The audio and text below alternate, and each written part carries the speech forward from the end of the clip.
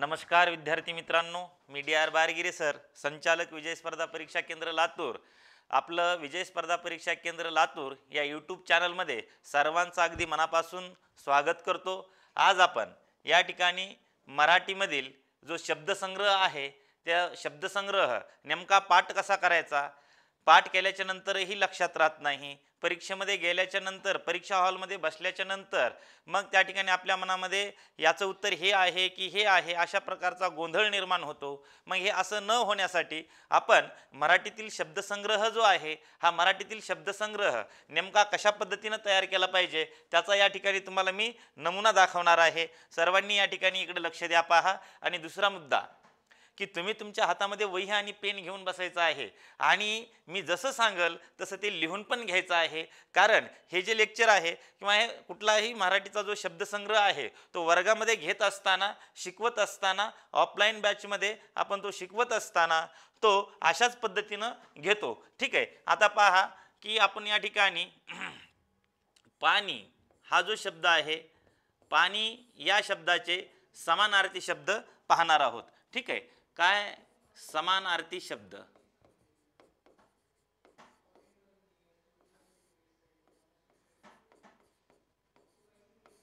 समानार्थी शब्द. आता पाणी पहा, तर पाण्याला आपण काय म्हणायचंय? जल हा समानार्थी शब्द आहे. त्याचबरोबर अंबू हा समानार्थी शब्द आहे. अंबू, जल, अंबू, अंभ, अंभ. त्याचबरोबर वारी, नीर, पय,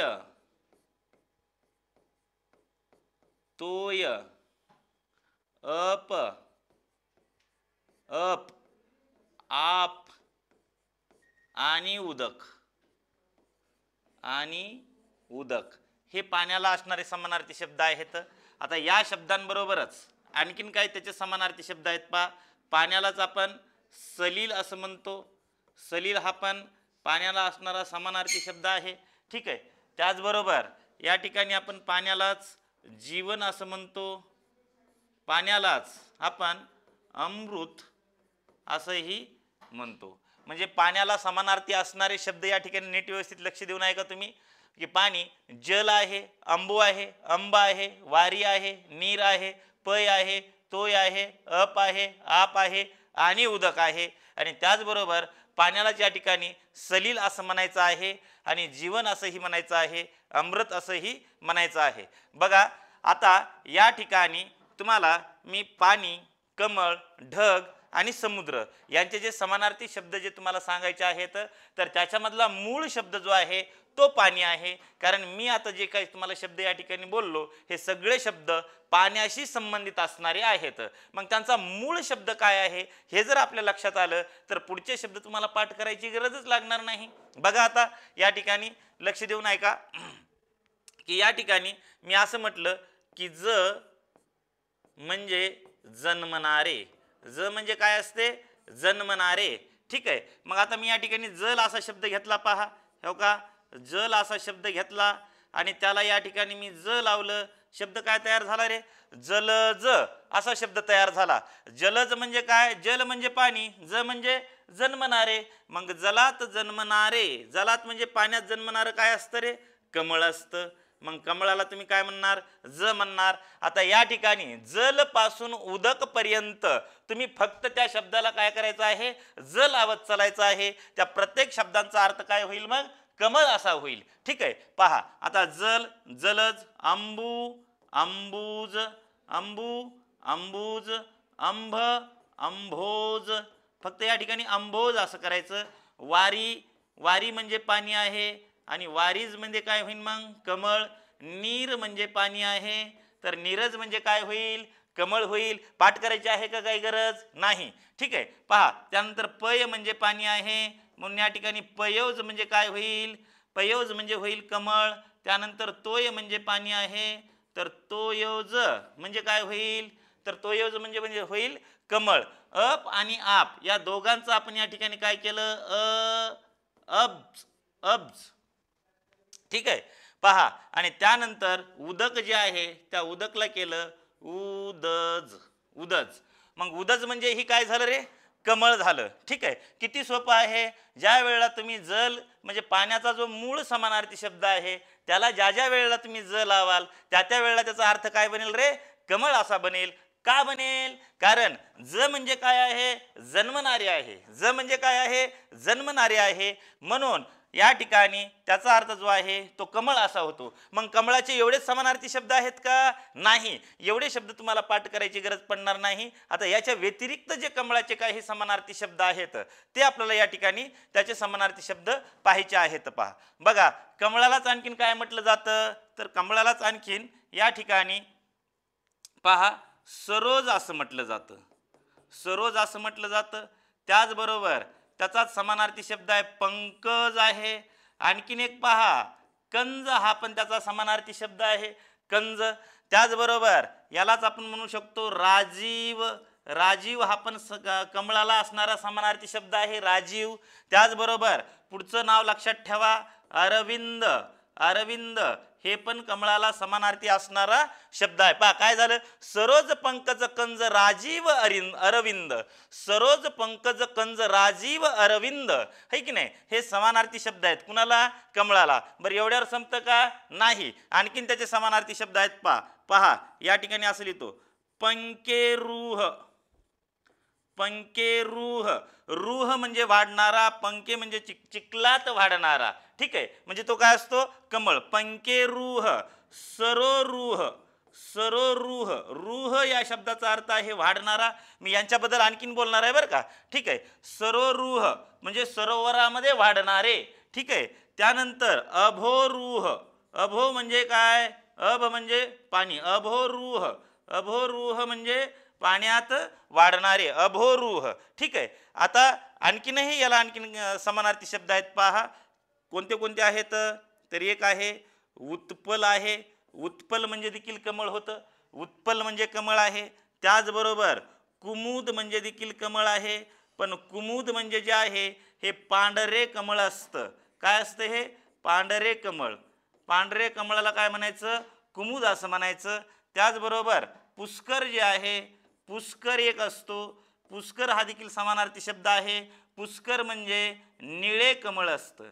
कसलं कमळ असतं, निळे कमळ. आणि या ठिकाणी जे कुमुद लिहिलंय ना, पांढरे कमळ, तर या कुमुदला आणखीन असं म्हणतात, पहा बरं का, चंद्रविकाशी. ह्याला काय म्हणायचं, चंद्रविकाशी.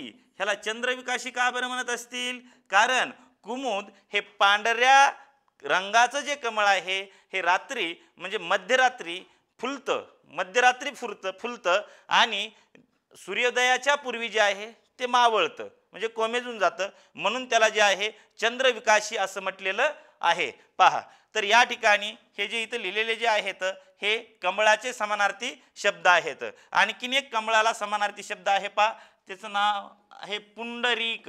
पुंडरीक.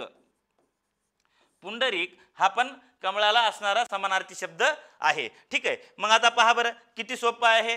कमळ या शब्दाचे समानार्थी शब्द तुम्हाला या ठिकाणी लक्षात ठेवायचे आहेत. तर काय होईल, तर तुम्हाला ज म्हणजे जन्मणारे असं लक्षात ठेवायचं आहे. मग आता पाण्याशी संबंधित असणारे जेवढे काही वरचे समानार्थी शब्द आहेत त्यांना आपण शेवटी इथं काय लावलेलं आहे, ज ज लावलेला आहे. म्हणून जलज, अंबुज, आंबोज, वारिज, नीरज, पयवज, तोयवज, अब्ज, उदज ह्या सर्वांचा अर्थ काय होईल, कमळ होईल. आणि त्याचबरोबर सरोज म्हणजे सरोवरात जन्मणारे, पंकज म्हणजे चिखलात जन्मणारे, कंज, राजीव, अरविंद हे देखील त्याचे समानार्थी शब्द आहेत. पंकेरूह, सरोरूह, अभोरूह हे देखील त्याचे काय आहेत, समानार्थी शब्द आहेत. त्याचबरोबर उत्पल, कुमुद. उत्पल हे देखील कमळाला समानार्थी असणारा शब्द आहे. कुमुद, कुमुद म्हणजे पांढरे कमळ, त्यालाच काय म्हणायचं, चंद्रविकाशी. त्याला चंद्रविकाशी का म्हणायचं, कारण ते दिवसा उगवतं का, दिवसा उगवत नाही. कसलं असतं रंगाने, पांढरा असतं. आणि केव्हा उगवतं, तर ते जे आहे रात्री मध्यरात्री उगवतं आणि सूर्योदयाच्या पूर्वी जे आहे ते मावळतं. म्हणून ते चंद्राच्याच उजेडामध्ये त्या ठिकाणी त्याचा विकास होतो. म्हणून त्याला काय म्हटलेलं आहे, चंद्रविकाशी असं म्हटलेलं आहे. आणि या ठिकाणी पुष्कर म्हणजे निळे कमळ आणि पुंडरीक हा देखील त्या कमळ या शब्दाचा समानार्थी समानार्थी शब्द आहे. याच्यानंतर जे आहे आपण पुढचा शब्द पाहूया. पहा आता कमळ घेतला आपण. आता या ठिकाणी मी घेतो ढग.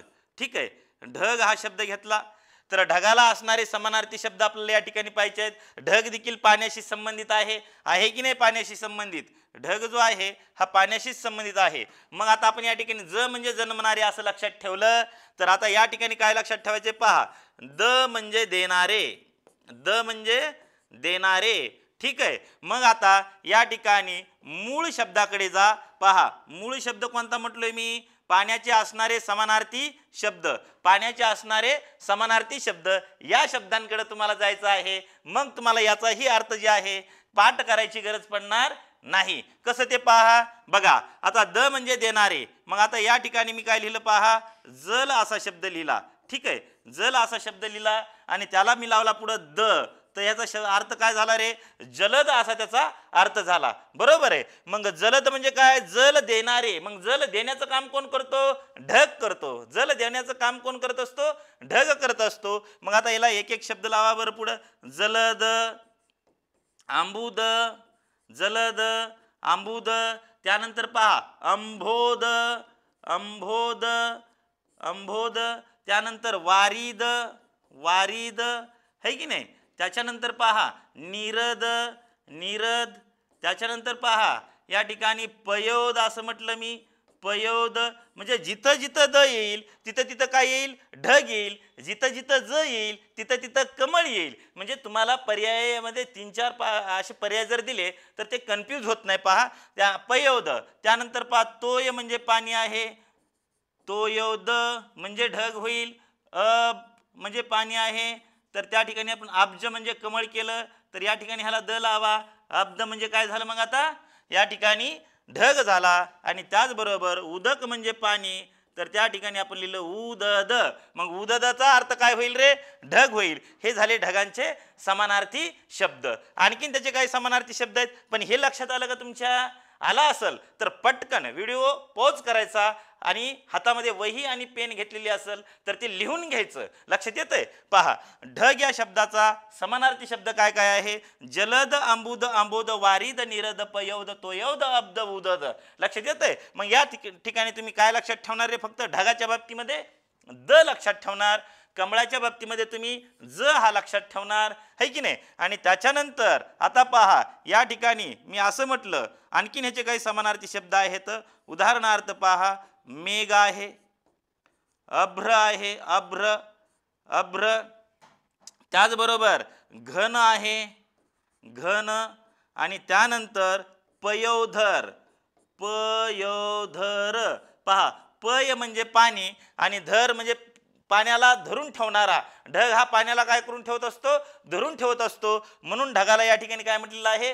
पयोधर असा त्याचा या ठिकाणी समानार्थी शब्द आहे. बघा आता परत एकदा की पाणी याचे जर आपण जर या ठिकाणी शब्द समानार्थी लक्षात जर ठेवले तर बाकीचे जे आहे हे आपल्या सरळ सरळ लक्षामध्ये राहतात. ठीक आहे, आता याच्यानंतर जे आहे आपल्याला पुढचा शब्द पाहायचा आहे आणि मग त्याच्यानंतर मी तुम्हाला या ठिकाणी यांच्याबद्दल बोलणार आहे. ठीक आहे, म्हणजे शब्द पाठ करत असताना तुम्ही नेमकं काय करायला पाहिजे आणि कसं करायला पाहिजे ते देखील तुम्हाला सोबतच सांगणार आहे. आणि त्यानंतर जलद या शब्दाबद्दलही बोलणार आहे. याची माहिती मी पुढे तुम्हाला सांगतोच आहे. ठीक आहे, मी ही इथं का बरं लिहिलेलं आहे असं तुम्हाला का बरं सांगतो म्हटलेलं आहे?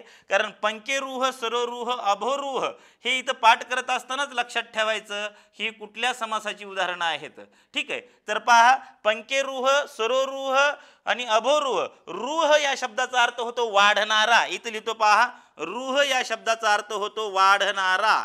ठीक आहे, मग वाढणारा हा जर त्याचा अर्थ होत असेल तर वाढणारा हे कशाचं काम करते रे? या ठिकाणी हे धातू साधित आहे. ठीक आहे, धातू साधित आहे किंवा ह्याला तुम्ही काय म्हणायचं आहे? उपपद असं म्हणायचं आहे किंवा तुम्ही याला काय म्हणायचं आहे? कृदंत असं म्हणायचं आहे. ठीक आहे, म्हणून या ठिकाणी हे जे उदाहरणं जे आहेत ही कशाची होतील रे? पहा, एक अलूक तत्पुरुष समास, अलूक तत्पुरुष समास याचेही ही उदाहरणं होतील. लक्षात येतंय? ठीक आहे, आणि त्याचबरोबर या ठिकाणी त्याचा शेवटचा जो शब्द आहे तो या ठिकाणी आपलं कृदंतासारखा म्हणजे धातू साधितासारखा वापरला जातो, म्हणून याला जे आहे आपण कृदंत तत्पुरुष असंही म्हणू शकतो. ठीक आहे, म्हणजे या ठिकाणी हे जे रूहवाले जे शब्द आहेत कमळाचे समानार्थी शब्द, हे शब्द या दोन्हीही समासाची उदाहरणं आहेत, म्हणजे दोन्हीही समासामध्ये येतात, म्हणून यांना जे आहे आणखीन एक आपल्याला म्हणता येतं पहा उभयपद तत्पुरुष समास. का तर हे दोन्हीही मध्ये येतात. उभय म्हणजे काय, दोन्हीही, है की नाही, उभय म्हणजे दोन्हीही समासामध्ये येतात, म्हणून त्याला उभयपद तत्पुरुष समास, उभयपद तत्पुरुष समास असं देखील तुम्ही त्या ठिकाणी म्हणू शकता, है की नाही. आता समासामध्ये हे तुम्हाला नीट व्यवस्थित समजून सांगतो, परंतु हे कुठल्या समासाची उदाहरणं आहेत एवढंच सध्या तुम्ही या ठिकाणी लक्षात ठेवण्याचं काम करा.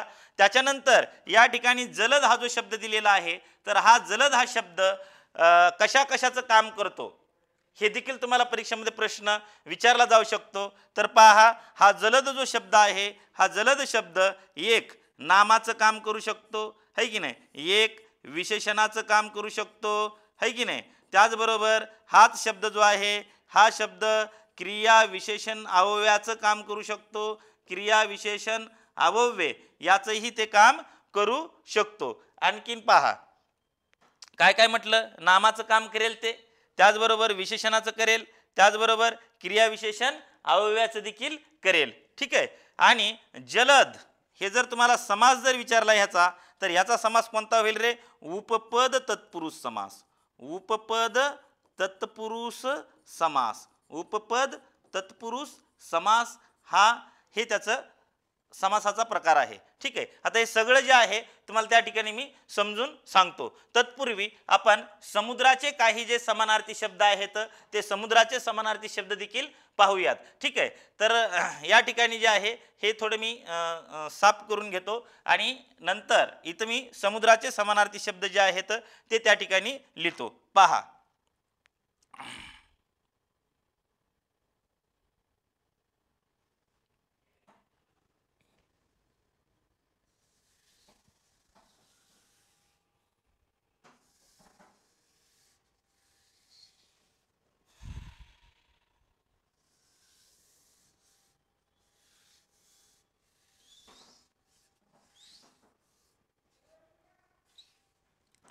बघा आता इथं आपण समुद्र जे आहे या समुद्राचे समानार्थी शब्द पाहणार आहोत. मग आता आपण पहिल्यांदा तुम्हाला मी या ठिकाणी काय सांगितलं होतं पहा, ज म्हणजे काय आहे, ज म्हणजे जन्मणारे. ठीक आहे, ज म्हणजे जन्मणारे, द म्हणजे देणारे असं त्या ठिकाणी सांगितलं होतं पहा. जचा अर्थ समजून सांगितला, दचा सांगितला, आणि आता या ठिकाणी तुम्हाला काय लक्षात ठेवायचं आहे, धी, धी म्हणजे धारण करणारा. ठीक आहे, असं लक्षात ठेवा, धारण करणारा, धारण करणारा. मग आता पहा, मी या ठिकाणी शब्द असा लिहिला जल आणि पुढे लावला धी. मग जल धारण करून ठेवणारा कोण आहे, समुद्र. तुम्ही जिथं जिथं धी लावाल या मूळ शब्दाला त्यावेळेला त्याचा अर्थ काय बनेल रे, समुद्र हा त्याचा समानार्थी शब्द बनेल. ठीक आहे. मग पहा, जलदी, अंबुदी, जलदी, अंबुदी, अंबोदी, अंबोदी, त्याचबरोबर वारिदी. ठीक आहे, वारिधी, त्याचबरोबर निरधी, निरधी, त्यानंतर पहा पयोधी, पयोधी, त्यानंतर पहा आपल्याला तोयधी, तोय म्हणजे पाणी, धी म्हणजे धारण करणारा, पाणी धारण करणारा म्हणजेच कोण, समुद्र. अप, तर या ठिकाणी आपण त्याला असं म्हणलं अब्धी, अब्धी. ठीक आहे. आणि उदक म्हणजे पाणी, तर पहा उदक म्हणजे पाणी, तर या ठिकाणी उदधी असं लिहिलं, उदधी. तर उदधी हा देखील समानार्थी शब्द कुणाचा झाला, समुद्राचाच तो समानार्थी शब्द झाला. ठीक आहे. मग आता हे आहे की नाही बरं सोपं. मग पाठ करण्यासाठी तुम्हाला ह्या तर गोष्टी करायच्या आहेत. लक्षात ठेवण्यासाठी तुम्ही जर फक्त हे लक्षात ठेवलं ज, ज आणि धी, तर तुम्हाला अजिबात परीक्षेमध्ये म्हणजे ते विसरणार नाही आणि तुम्हाला त्याचे मार्क मिळतील. ठीक आहे. आणखीन पहा, समुद्राचे एवढेच काही समानार्थी शब्द आहेत का, तर अजिबात नाही. समुद्राचे जे आहेत आणखीन काही शब्द आहेत पहा समानार्थी, ते कोणकोणते आहेत ते पहा. रत्नाकर हा पण समुद्राला असणारा समानार्थी शब्द आहे, रत्नाकर. त्याचबरोबर या ठिकाणी त्याला असणारा समानार्थी शब्द आहे सिंधू, सिंधू. आता पहा, सिंधू आहे की नाही असं आपल्याला वाटतं, परंतु सिंधू हा समुद्राला असणारा समानार्थी शब्द आहे. का, तर तुम्ही आता सिंधूवरून लक्षात ठेवायचं, सिंधू ही नदी आहे, नदीमध्ये पाणी आहे म्हणून ते काय आहे, समुद्र आहे. लक्षात येतंय. ठीक आहे. पहा, सिंधू आहे. त्याचबरोबर या ठिकाणी त्याला आपण अर्णव असं म्हणू शकतो, अर्णव. अर्णव हा देखील समुद्राला असणारा समानार्थी शब्द आहे. त्याचबरोबर या ठिकाणी त्याला तुम्ही दर्या असं म्हणू शकता, है की नाही, दर्या. मग आणखीन तुम्हाला काय लक्षात ठेवायचं याच्या बाबतीमध्ये, सागर हा समानार्थी शब्द आहे याला, महासागर असा पण आहे, महासागर. ठीक आहे. सागर, महासागर. बघा काय काय लिहिले, रत्नाकर, सिंधू, अर्णव, दर्या, सागर, महासागर. ठीक आहे. त्याचबरोबर आणखीन एक मुद्दा आपल्याला या ठिकाणी लक्षात ठेवायचा आहे पहा, की आणखीन काय ह्याचे समानार्थी शब्द आहेत. मग कोणते आहेत, तर पहा, वारी म्हणजे पाणी आहे आणि वारी राशी म्हणजे समुद्र आहे, वारी राशी म्हणजे समुद्र आहे. त्याचबरोबर सरिता म्हणजे नदी, सगळ्यांना माहिती आहे, परंतु सरितपती, सरितपती, सरितपती म्हणजे समुद्र, म्हणजे सरितांचा पती म्हणजे समुद्र. कारण सर्व नद्या ज्या आहेत, सरिता म्हणजे काय, नदी. पहा, सरिता म्हणजे नदी आणि त्या नदीचा पती म्हणजे सरितपती. ठीक आहे. असं त्या ठिकाणी लक्षात ठेवा. त्याचबरोबर याचा आणखीन एक आहे समानार्थी शब्द, आप, आपाप. एक मिनिट, दर्या, सरितपती. आणि त्याचबरोबर याचा आणखीन समानार्थी शब्द आहे पहा, लवण जल. ह्याला म्हणायचं लवण जल असं देखील म्हणायचं, लवण जल.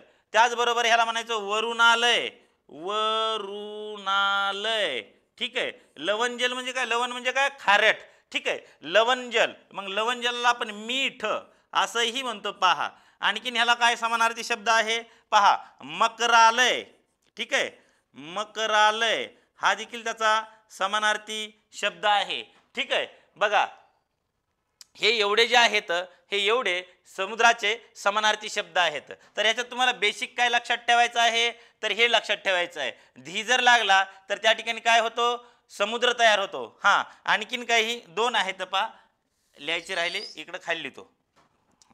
मकरालयच्या पुढं अंबुनिधी, अंबू म्हणजे पाणी आणि त्या पाण्याचा निधी संचय म्हणजे काय, समुद्र, अंबुनिधी. आणि अंभोनिधी, अंभोनिधी हे कशाला समानार्थी शब्द आहेत, तर हे सगळे जे आहेत समुद्राला असणारे समानार्थी शब्द आहेत.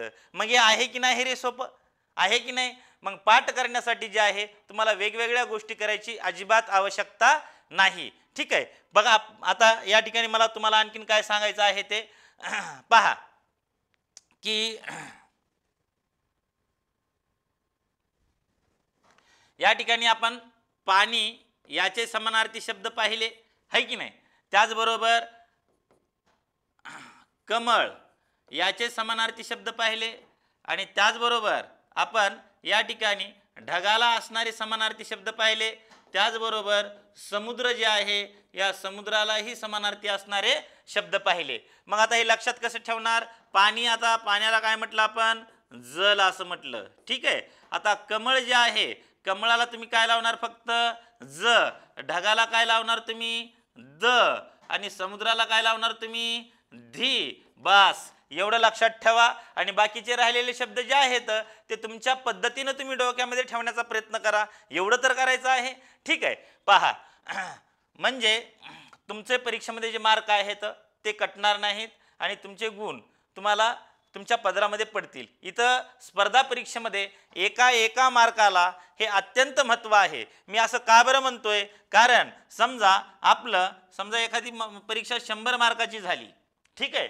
आणि या 100 मार्कापैकी 50 मार्काला जर मेरिट जर लागलेलं जर असेल आणि तुम्हाला त्या ठिकाणी 49 मार्क एवढे जर असतील तर हे 49 म्हणजे देखील शून्याच्या बरोबर आहेत, कारण या 49ला काहीच किंमत नाही. तुम्हाला 50 असतील तरच त्या ठिकाणी काहीतरी खरं आहे, कारण ही जी स्पर्धा परीक्षा आहे ना, मग ते 50च घे म्हणजे बाप दाखव नाही तर श्राद्ध कर असं तिचं त्या ठिकाणी म्हणणं असतं. म्हणजे आपल्याला 50च घ्यावे लागतात. मग एक मार्क जे आहे तो तुम्हाला मिळवण्यासाठी तुम्ही प्रत्येक गोष्ट जी आहे नीट काळजीपूर्वक अभ्यासात जावा. आणि त्याचबरोबर मागचे जे काही पेपर झालेले आहेत, तुम्ही ज्या परीक्षेची तयारी करता त्या परीक्षेच्या अगोदर काय करायचं, मागचे पेपर चाळायचे आणि त्याच्यातून तुम्हाला समजतं की आपण आणखीन काय काय करणं गरजेचं आहे आणि अभ्यास कसा करणं गरजेचं आहे. ठीक आहे, तर पहा आणखीन एक मुद्दा तुम्हाला मी म्हटलं होतं मागाशी की हां, हे शब्द पाठ करत असतानाच मग ते कुठल्या समासाचं उदाहरण होऊ शकतं,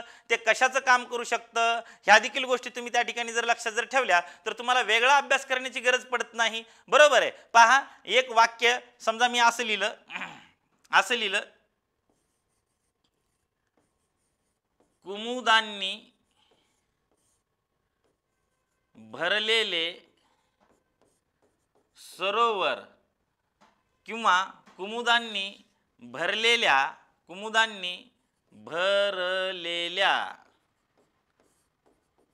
सरोवराचे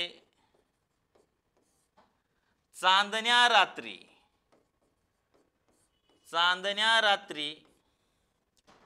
सौंदर्य दुपटीने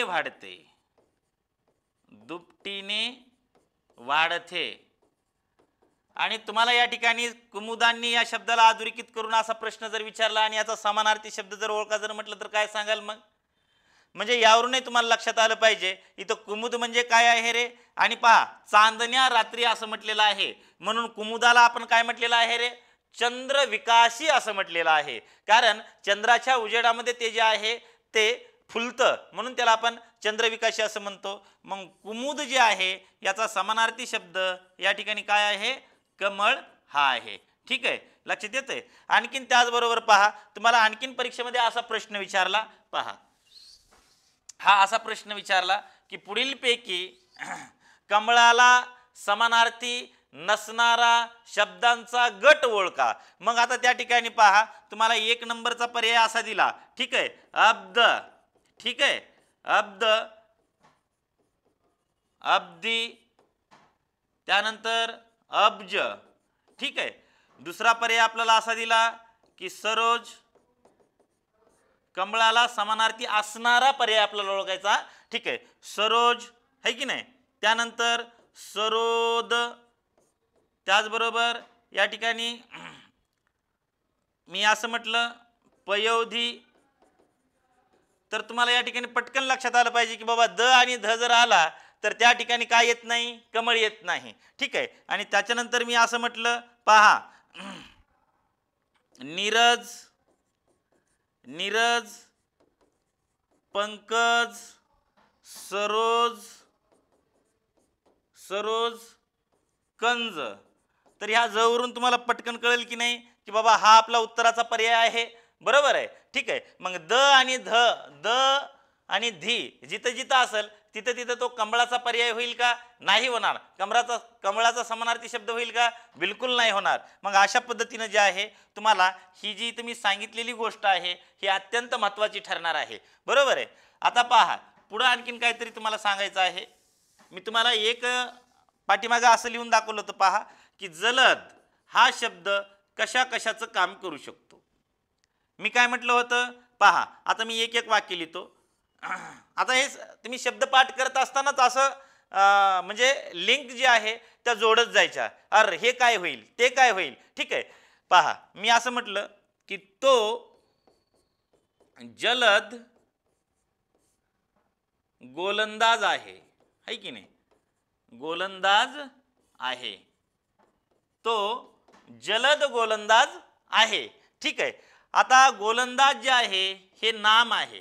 काय आहे, नाम आहे. मग नामा कसला गोलंदाज आहे, जलद आहे. म्हणजे गोलंदाज या नामाबद्दल माहिती सांगणारा शब्द कोणता आहे रे? जलद आहे. लक्षात येतंय? म्हणून नामाबद्दल अधिक माहिती सांगतं आणि नामाची व्याप्ती मर्यादित करतं, म्हणून तुम्ही ह्याला काय म्हणणार? विशेषण असं म्हणणार. काय म्हणणार ह्याला तुम्ही? विशेषण असं म्हणणार. आणि दुसरं वाक्य मी असं लिहिलं पहा, पहा, तो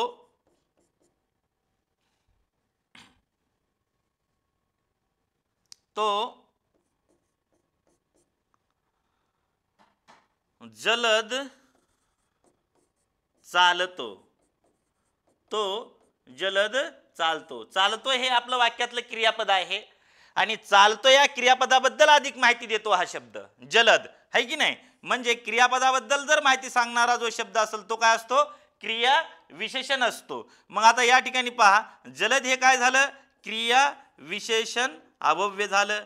बरोबर आहे. आणि त्याचबरोबर आणखीन मी तुम्हाला असं म्हटलं पहा, पुढे समजून सांगतो.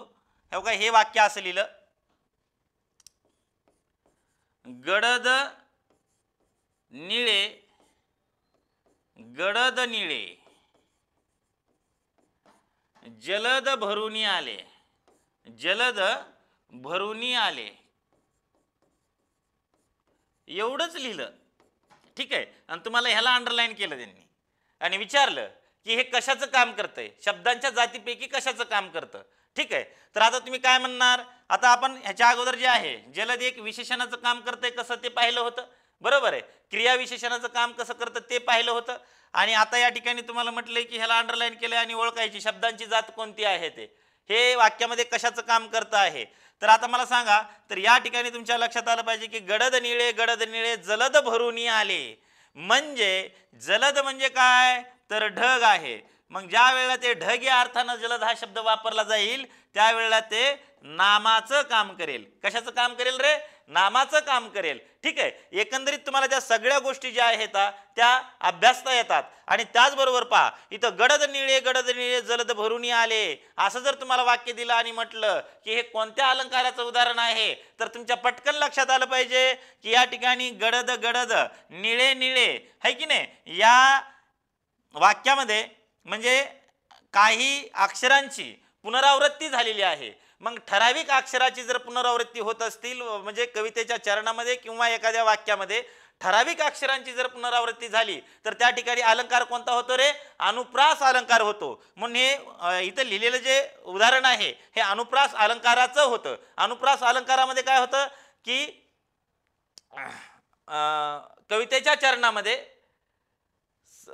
एकाच अक्षराची काय होत असते? पुनरावृत्ती होत असते. त्यावेळेला त्याला आपण अनुप्रास अलंकार असं म्हणतो, है की नाही? उदाहरणार्थ टकल्याने टकल्याच्या टकल्या टचकन टाचणी टोचली, तर या ठिकाणी टचा या ठिकाणी काय झालेली आहे? पुनरावृत्ती झालेली आहे. म्हणून हे अनुप्रास अलंकाराचं उदाहरण आहे. म्हणजे तुम्ही त्या ठिकाणी फक्त शब्द पाठ करत असताना फक्त तुम्ही शब्दांचाच त्या ठिकाणी विचार नका करू, तर त्या ठिकाणी मराठी व्याकरण सगळं भरून म्हणजे शब्दांच्या 8 जाती आहेत, तर तो शब्द शब्दांच्या 8 जातीपैकी मग कोणतं काम करत असेल ते देखील तुम्ही त्या ठिकाणी विचार करणं गरजेचं आहे. आणि तुम्ही अशा पद्धतीने ज्या वेळेला करता त्यावेळेला जे आहे तुमचा परीक्षेमध्ये मार्क जे आहे तो कटत नाही. फक्त करायचं म्हणून करण्याच्या ऐवजी जर वेगळ्या पद्धतीने काहीतरी तुम्ही जर केलं तर निश्चितपणाने तुम्हाला परीक्षेमध्ये जे आहे ते मार्क मिळणार आहेत. आणखीन तुम्हाला असा जर या ठिकाणी शब्द जर दिला बघा जलद आणि विचारलं की हे कुठल्या समासाचं उदाहरण आहे, जलद हे कुठल्या समासाचं उदाहरण आहे, मग आता या ठिकाणी पहा द म्हणजे देणारी आहे, है की नाही? देणारा, देणारा. ठीक आहे. तर हे देणारा हा जो शब्द आहे तर हा देणारा शब्द या ठिकाणी कृदंताचं काम करतं. कृदंत. ठीक आहे. आणि जो शब्द कृदंताचं काम करतो सामासिक शब्द तो काय कोणता समास असतो? कृदंत समास. समास किंवा त्यालाच आपण काय म्हणतो? उपपद समास. काय म्हणतो? उपपद समास असं त्या ठिकाणी आपण म्हणतो. म्हणून जलद हा जो शब्द आहे, जलद हा शब्द कोणत्या समासाचं उदाहरण होईल? कृदंत तत्पुरुष समास. कृदंत तत्पुरुष समास किंवा उपपद तत्पुरुष समास याचं ते उदाहरण होईल. ठीक आहे. तर अशा पद्धतीने जे आहे आपण सगळी जी मराठीचा जो शब्दसंग्रह आहे तो शब्दसंग्रह या ठिकाणी पाहणार आहोत. जर तुम्हाला हा व्हिडिओ आवडलेला असेल तर याला लाईक करायला विसरू नका आणि सबस्क्राईब करायला देखील विसरू नका. आणि त्याचबरोबर जर तुम्हाला असं वाटलं की नाही हा व्हिडिओ माझ्या कामासाठी आहे, तर मग हा व्हिडिओ तुम्ही तुमच्या मित्रांपर्यंत देखील पोहोचायला विसरू नका. ठीक आहे. आणि त्याचबरोबर आणखीन एक गोष्ट लक्षात ठेवा की आपल्या ज्या म्हणजे बॅचेस आहेत, ऑफलाईन बॅचेस सध्या सुरू आहेत.